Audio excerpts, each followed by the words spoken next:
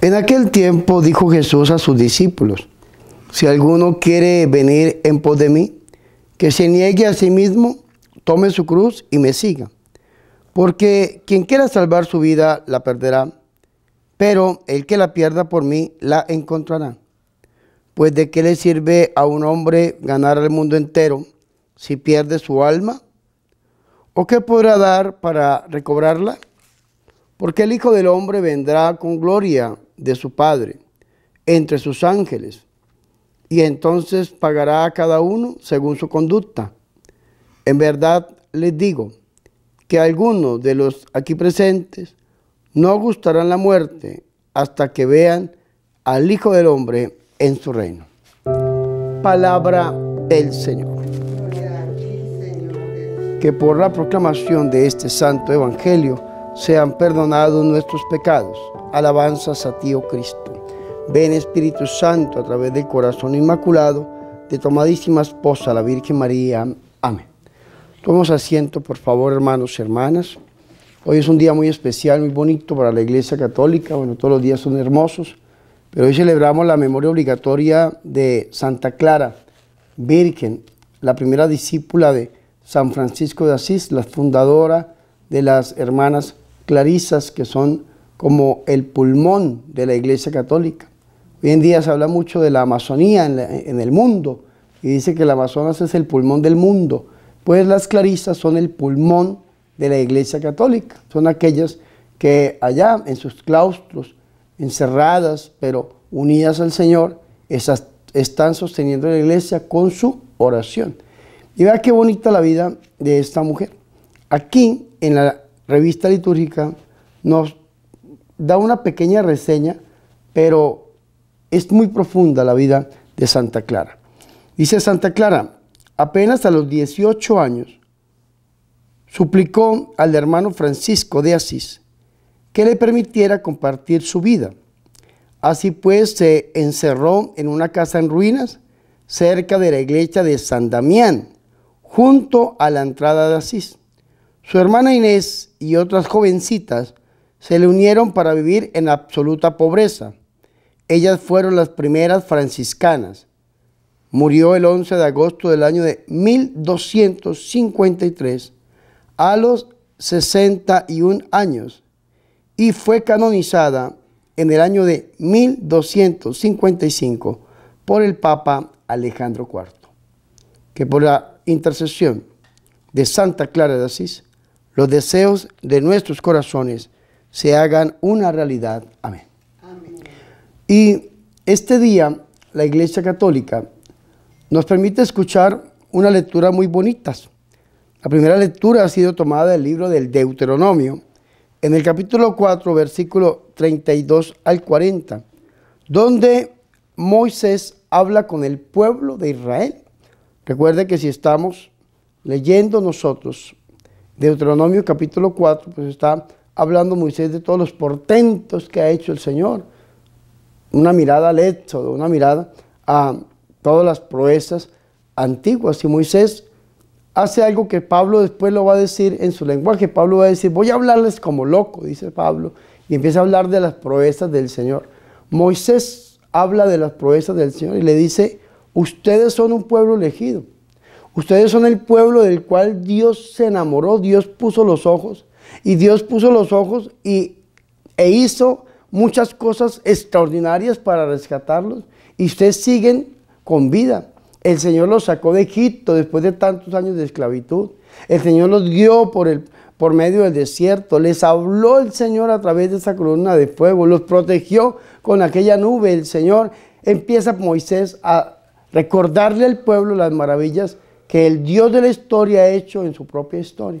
Y yo creo que nosotros en algún momento de nuestra vida también tenemos que hacer una reproyección en ese sentido y ver la mano del Señor en todos los acontecimientos de nuestra vida. Una vez Dios le dice a Moisés: sal con el pueblo. Y entonces Moisés le dice: si tú no vas delante de mí, yo no saldré, no caminaré. Una vez Moisés quiere ver el rostro del Señor y le dice: Señor, muéstrame tu rostro. Y Dios le dice: no verás mi rostro, sino que verás mi espalda. ¿Y qué significa esto? Que cuando las cosas están aconteciendo, muchas veces nosotros no vemos inmediatamente la mano del Señor en los acontecimientos de nuestra vida, sino que después de que las cosas pasan, decimos, aquí estuvo la mano del Señor. En un accidente, en una caída, en un problema, en una dificultad, en una enfermedad, decimos, aquí estuvo la mano del Señor. Y entonces tenemos que empezar a ver en nuestra vida cuántas veces el Señor nos ha sostenido, cuántas veces el Señor ha hecho obras, signos, milagros, portentos, sanaciones, liberaciones, curaciones en nuestra propia vida. ¿Para qué? Para alabar el santo y poderoso nombre de Dios. Y precisamente por ese sentido es que termina Moisés esta alocución, este diálogo con el pueblo, cuando dice Moisés, observa los mandatos y preceptos que yo te prescribo hoy, para que seas feliz, tú y tus hijos después de ti, y se prolonguen los días en el suelo que el Señor tu Dios te da para siempre. Entonces tenemos que ver lo que Dios ha hecho en nuestra vida para poder alabar al Señor y ser feliz en el Señor y poder bendecir todas nuestras generaciones, que con nuestro ejemplo las generaciones futuras también vivan según lo que vivimos nosotros, esa experiencia con el Señor. Ahora, el Nuevo Testamento es como un hilo conductor de esto que yo les estoy diciendo. El Señor y Salvador Jesucristo está hablando con sus apóstoles. Y entonces el Señor dice, si alguno quiere venir en pos de mí, quiere seguirme en esta reproyección, en ese recorrido de vida, queremos seguir al Señor, dice el Señor que se niegue a sí mismo. ¿Y qué significa negarse a uno mismo? Significa poner primero a Dios. El primer mandamiento de la ley del Señor dice amar a Dios sobre todas las cosas. Una vez un fariseo se acercó a Jesús y le dijo, ¿cuál es el primer mandamiento? El mandamiento primero. ¿Y qué dijo el Señor? Deuteronomio 6:4, amarás al Señor tu Dios con todo tu corazón, con toda tu alma, con toda tu mente, con todas tus fuerzas, y a tu prójimo como a ti mismo. Entonces, vea tan bonito esto, que se niegue a sí mismo, pero dice el Señor, tome su cruz y me siga. Y eso es importante.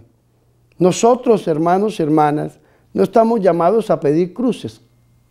No estamos llamados a pedir cruces. Yo admiro mucho a la gente que pide cruces en la oración. ¿Qué significa pedir cruces? Hay gente que dice, Señor, me ofrezco como un alma sufriente, como un alma reparadora. Señor, quiero sufrir por los pecados del mundo. Señor, digo yo, bueno, gloria al Señor, ¿no? Es una almita bastante crecida espiritualmente.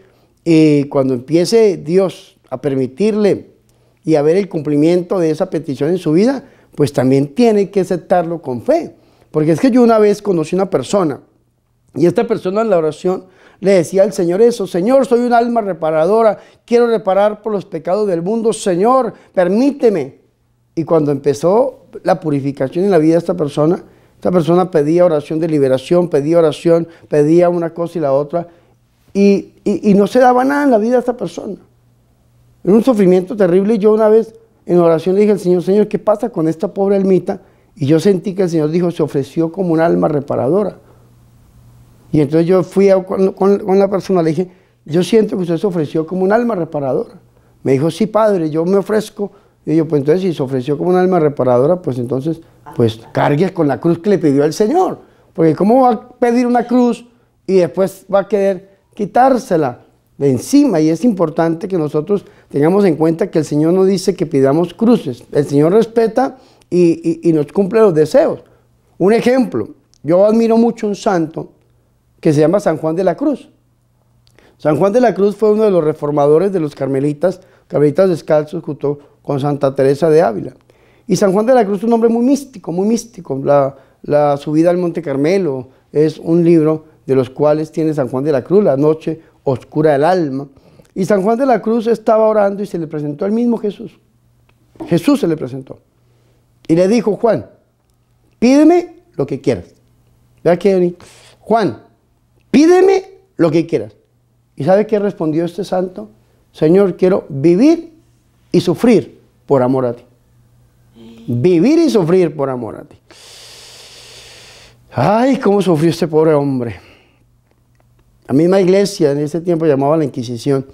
Lo encerró por una mazmorra como 3 años y medio, como, casi igual que el profeta Jeremías. Pero vea qué bonito esto, que este hombre nunca renegó, nunca perdió su fe, nunca se fue en contra de la iglesia ni absolutamente nada, sino que todos sus sufrimientos y todo lo que vivía se lo ofrecía al Señor, porque fue lo que le pidió. Quiero vivir y sufrir por amor a ti. Y hoy en día lo reconoce la misma iglesia. Es uno de los santos místicos más grandes que tiene la Iglesia Católica. Santa Clara de Asís, una mujer con una posición económica bastante fuerte, y cuando ve la manera de vivir de este pobre de Asís llamado Francisco, va y le pide, dice que le pidió compartir su vida, su manera de vivir, y se unió a esa divina voluntad del Señor, y le pidió al Señor de una u otra manera que pudiera vivir, aceptar esa cruz que dice el Señor. Y los sufrimientos de Santa Clara fueron terribles. Sin embargo, vemos que es una mujer muy, pero muy santa, y fue una mujer que Dios utilizó para iniciar todo ese movimiento de las clarisas que hoy en día queremos tanto al interior de la Iglesia Católica. Entonces el Señor dice, síganme, pero tome su cruz de cada día. ¿Cuál es la cruz de cada día? Dijo el Señor, cada día tiene su propio afán.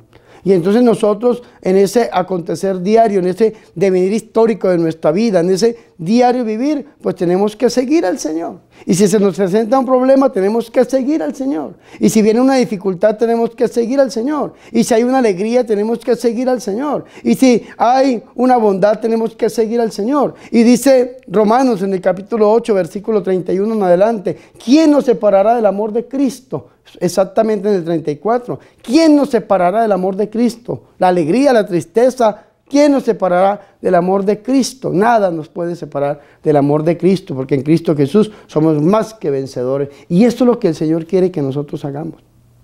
Pero a nosotros nos pasa algo terrible, que si estamos tristes no queremos rezar, no queremos seguir al Señor. Porque estamos tristes, estamos sufrientes, estamos enfermos, estamos pasando necesidades, estamos pasando aflicciones, y se nos olvidan las grandezas del Señor, las maravillas que el Señor ha hecho en nuestra vida, que fue lo que le mostró Moisés al pueblo. Porque estamos muy tristes, muy enfermos, entonces renegamos del Señor y no queremos seguir al Señor. Pero si estamos alegres tampoco, que nos vamos, dicen ustedes, al antro, en Nicaragua al bacanal, en Colombia a la discoteca, a la rumba, y entonces siempre celebramos de una manera diferente. Y Santiago lo va a decir en su carta, Santiago capítulo 5, versículo 13, está, dice Santiago, triste alguno en medio de ustedes, pues ore. Está alegre alguno de ustedes, cante los salmos al Señor, dice Santiago. ¿Y qué nos dice esto? Que tenemos que seguir al Señor. Como se prometen ustedes en el matrimonio, en la salud, en la enfermedad, en la riqueza, en la pobreza. Tenemos que siempre seguir al Señor, pero tomando la cruz de cada día para seguir al Señor. ¿Y por qué el Señor les habla a los discípulos de una cruz? Porque Pedro, el hermoso Pedro, no le gusta la cruz. Y cuando el Señor le habla de la cruz, y entonces Pedro lo saca a un lado, recuerden que estamos leyendo el capítulo 16 de San Mateo, lo saca a un lado Pedro y dice, Señor, que no te pase esto que estás diciendo. Y el Señor dice, apártate de mí, Satanás, que tus pensamientos no son como los pensamientos de Dios, sino los pensamientos del hombre. Y después el Señor le va a decir, el que quiera seguirme, tiene que tomar su cruz y me tiene que seguir. Y va a hablar el Señor del alma. Dice, porque quien quiera salvar su vida, dice esta traducción, pero la verdadera traducción es alma. Ayer estábamos haciendo un estudio pequeño de la Biblia. Dios me permitió conseguirme una Biblia muy antigua, del 1800 y algo, y estábamos comparando algunos textos, ¿no? Y en este texto, que es la Vulgata antigua, dice alma. Quien quiera salvar su alma, la perderá.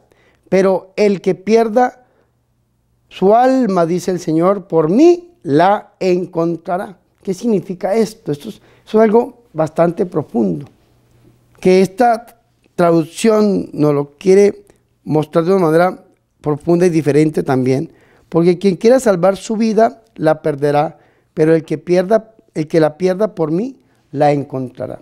¿Qué significa esto? Que tenemos que poner a Dios siempre de primera. Siempre, todo lo que hagamos es por Jesús.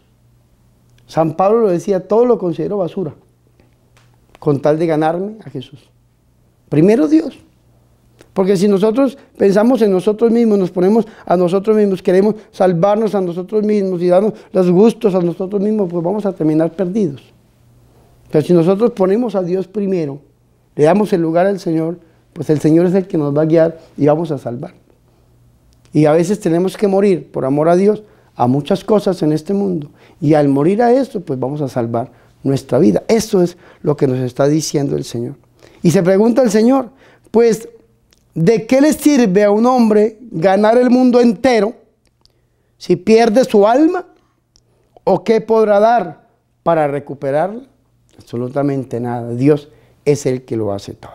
Pidámosle al Señor Jesús que nosotros hoy podamos seguirlo y podamos darle el primer lugar, sin olvidar las maravillas que el Señor ha hecho en todos y cada uno de nosotros. Gloria al Padre, al Hijo y al Espíritu Santo, como era en el principio, ahora y siempre, por los siglos de los siglos. Amén.